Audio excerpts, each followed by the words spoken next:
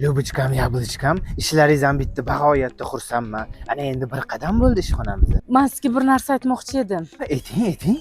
Biling, nima bo'lsa bo'ldi. Jonik, men seni sevaman. Неожиданно-ku.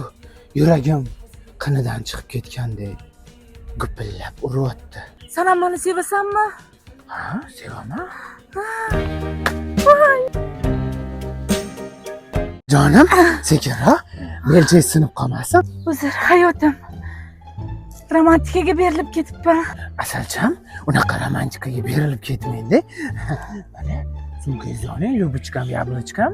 Jonik, to'g'risini aytsam, sevgimni rad etishingizdan qo'rqgandim. Yo'q, nimaga rad qilaman?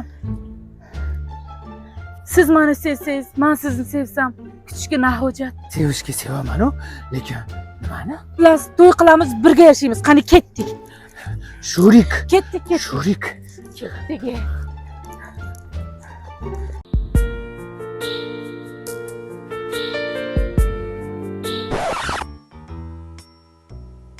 Voy, Mayaxon, bugun ishga kelmayman dedingiz-ku, damidi-ku bugun.